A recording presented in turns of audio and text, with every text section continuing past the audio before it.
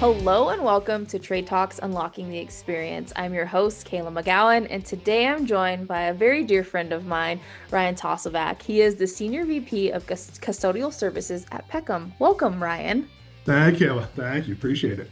Yes, wow, I'm so glad I get to have this chat with you and share the Ryan I know with the industry and kind of talk about your session upcoming at the experience and just, a little bit about Ryan. I mean, it's so cool to see full circle. We've worked with each other for, gosh, like almost 10 years now. Yeah, Wild. And it's a little bit different now, but I think it's so cool because, you bring such a unique viewpoint and set of skills to our industry. So, for those who don't know, you are very involved with our industry on so many different levels.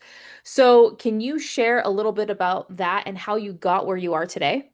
absolutely. So it's kind of all coming full circle now. When we first met, I was at a very similar but smaller organization to where I am now. Um, so I kind of fell into the custodial and facilities management world by accident. One of my first jobs, not very first, but an early one, I was working front desk at a park district and wanted more hours. And they said you can go to the maintenance team. So I was doing custodial and whatnot. Really liked the facilities management custodial piece. From there, went to schools and was facility director for schools. And when we first met, I was working for an organization in Illinois that employed people with disabilities to get them integrated into the workforce. And I oversaw the custodial operations for that. Now I'm at a very similar organization here in the great state of Michigan where we do exactly that. So absolutely love it. I previously sat on the board of IICRC, currently serve on the board of CIRI, which is a subsidiary organization of IICRC. But absolutely love the industry and representing such an underrepresented population. And truly, the title of the talk, it's the only minority group that anyone can join at any time. And I guarantee you, most people that come to this session don't realize that they may have already been in that population at one point and didn't realize it. Yeah, and I was going to say, like, your roots run so deep. It's cool to hear the story because I think you just stumbled upon it essentially and just really fell in love with it. And so when you and I talked about like topic and you mentioned this to me, I was like, oh my gosh, this is such a great topic. One, it's not really talked about. And Yeah. two, I think it's a big part of our industry that most people don't really understand the role that it truly does play. So, you are speaking about a very unique topic that sits Yes, on the cleaning track, right? Can you kind of share what it is exactly you're presenting on without giving all the secrets away? absolutely. So, really, how to mirror vocational rehabilitation with your current company that you're at. So there are so many organizations out there, and think of your big ones, Goodwill, right? That's a huge one. And how you can not only help Goodwill, but help your business at the same time. There's such a unique advantage there. And to give a little spoiler, my turnover rate, I have custodial services, so I do it for state of Michigan and various other. I have a team of about 250 people. My turnover rate in custodial services is 8%. Industry standard hovers around 200 to 300%. So this is such a huge community of people. And there are benefits not only directly to you, but the economy at large that people just don't realize. And it's so huge. And until there's awareness around it, it's never going to change. Yeah, I agree. And I will definitely say too, I think turnover is such a huge thing. And I actually recently did a poll and it was interesting to me because 76 of people who responded talked about like trying to find qualified people, Yeah, obviously because they are having turnover. And it just shows, if you have the right processes and the right culture in place, it's a drastic dip in how your turnover rate will affect your business. And I mean, absolutely. 300% to 8%, that is astronomical. And I will say too, in our line of work, like you can find people that really love this work and just hear them out. One, employ them, but hear them out and also play off of their strengths, right? And Yeah. so with that being said, this topic is so important to our industry, but if someone were to come, what do you think like the main takeaway you would want them to take with them would be? So I'm going to do two because I can't just do one.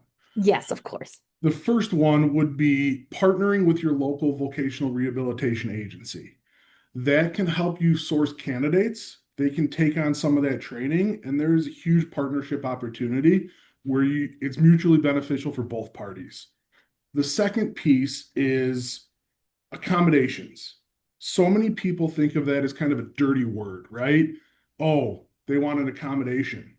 That accommodation, at least in the custodial field, can be simply they can't push an upright vacuum. Let's give them a backpack vacuum.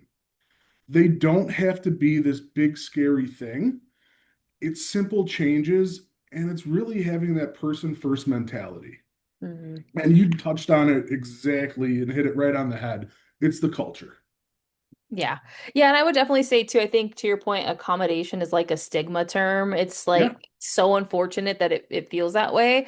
But those little accommodations, one, your employees feel like they are important and they're bought in. But two, that's how you actually grow your workforce. If your employees feel valued, they're going to say, hey, actually, I work for Peckham and they do such a great job at listening yeah, to what we need and what we want. And in turn, we work as hard as we can to help keep the business moving. And so I think right now the industries that we serve are in a very weird space. yeah, One, like the way we market, the way we serve is totally different than it was 10 years ago, heck, even 5 years ago. yeah, And so a lot of the businesses are struggling in all parts of it. So if you can just make sure that your team is taken care of and partner with the people that can help you have a great workforce, why not do it, right? I mean, oh that's yeah. so important.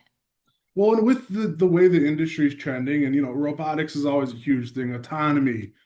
This industry, whether you're in custodial, restoration, whatever it may be, it's a people-driven industry. I personally don't believe in our lifetimes we'll ever see people truly removed and this fully be autonomous. Yeah. However, I think people are going to be upskilled.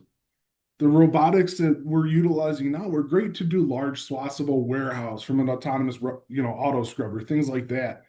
But if I can upskill those people to do more detailed tasks, you can do more with less, but you still need those people. Yeah. That's the Yeah. biggest piece.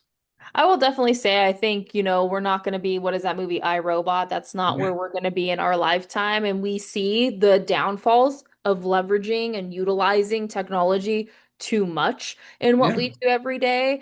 And I chuckle sometimes because I think about like, okay, AI and internet and all these things are great, but like if the power ever goes out, we are in so much trouble. And yeah, some of the stuff that we do on a daily basis or regular basis, there is no power, right? And so yeah, what does that look like? We bring in generators and we bring in all of these necessities. So I think that you're right. In our lifetime, we will not see that. Thank God. I really think it's going to be hundreds, if not 1,000 years before that even happens, if I'm being quite honest, because we still have to test it. We still have to prove it. yeah, And, I don't really think that our customers would appreciate non-human aspects of the business being in their home. So I yeah, think that there's, to your point, the training, the tedious, the detail-oriented stuff and most importantly, the interaction will remain human based. And that is so important. And I say this all the time. I probably sound like a broken record, but we're consumers too, right? So, like, yeah, we want to talk to a human. Like, we want that interaction because some of us, we're on the road or we're training or whatever the case may be. And that little human action interaction at the grocery store or whatever is like, oh, how refreshing, right? yeah, So, exactly. why would our customers feel any different? Well, and it's the same. Think of, our industry, and you have, the amount of things you can purchase online now without ever interacting with a human. I'm a firm believer in paying for customer service. I would rather pay more to have a pleasant experience than find the rock bottom price.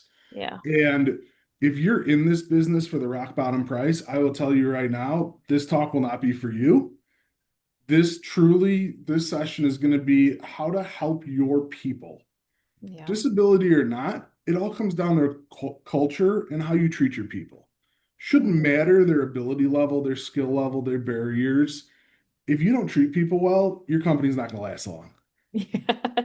Yeah. And I will say too, I think it allows you to have more fun in your business because you're always learning, growing, and evolving. And every single employee you have, to your point, disability or not, they bring something to the table. They help you advance your business. They help you change processes and procedures. And, that's what it's all about at the end of the day. And I will definitely say, in our industry, attention to detail and like OCD and even ADD and ADHD is like something that we function high in because we're always busy. And so why not really learn how to leverage and build the teams around those things that we know, right? Yeah. I really think it's such a cool topic. I'm so intrigued. I know everybody else will be too. And before we close, what is one fun fact about you that many may not know? So I think folks within the industry that know me will know this, but I am a huge standards nerd and love the what most people consider very dry things. And one thing is I am extremely sarcastic, and that's not always to my benefit. But a huge another thing is I don't beat around the bush. I'm Yeah. just gonna tell it like it is and be as unfiltered as I can be and try to be eloquent at some point.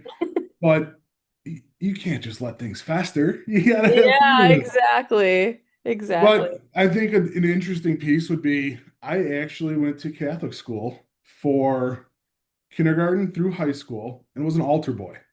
Wow, you an altar boy? I guess I I never know. figured that. How Yeah, crazy. I learned something new about you today. The other exactly. three definitely knew that very much so Yes. about you, but I will Yes. definitely say I think that is part of what makes you who you are and keeps things fun. Honestly, I think every time we chat, we're always laughing and talking about stuff. Yeah. So, for the industry, look at Ryan. He is a great example of how you can have all these different qualities about yourself, but still do a darn good job in the profession that we've chose.